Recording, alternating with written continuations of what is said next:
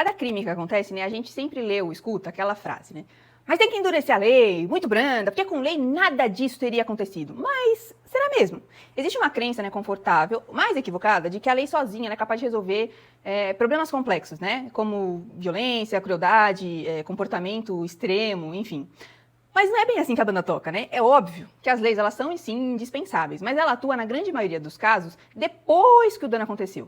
Lei, ela não forma caráter, ela não ensina empatia, ela não ensina ética, valor e não constrói limites, né? O direito, as leis, eles entram depois. E sabe quem que vem primeiro nesse rolê todo? A educação e a família. Então, o Estatuto da Criança e do Adolescente, por exemplo, ele estabelece aí medidas de proteção, medidas socioeducativas.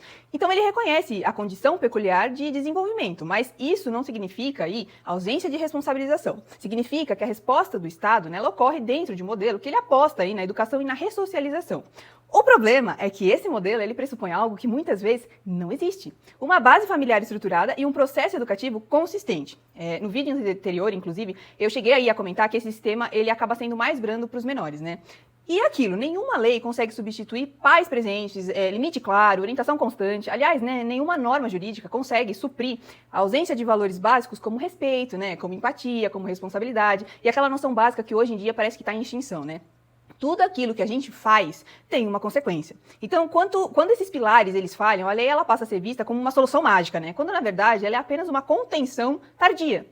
Sejamos sensatos e cirúrgicos aqui, né? Educação não é só escola. Educação começa em casa. Começa no exemplo, no limite, no acompanhamento, no não, na correção, na consequência. Pai e mãe, eles não são só espectadores aí da formação do filho, eles são agentes, né, centrais desse processo. Então, quando há omissão, quando há permissividade excessiva, né, ou transferência total dessa função para o Estado, ou para a escola, ou até para a internet, né, rede social, o resultado ele é previsível e bem óbvio. A família que falha na formação, ela não gera apenas um problema privado, ela gera um risco social, porque o comportamento aprendido sem limite não se limita dentro de casa, né? Eles acabam indo para a escola, para a rua, para o ambiente digital, e mais cedo ou mais tarde, vai parar no judiciário, simples assim. Então, discutir o endurecimento de leis, responsabilização e modelo de punição é legítimo e é necessário. Mas a gente fingir que essa é a solução, que a solução está apenas numa lei que existe ou que deveria ser feita, é ignorar a raiz do problema.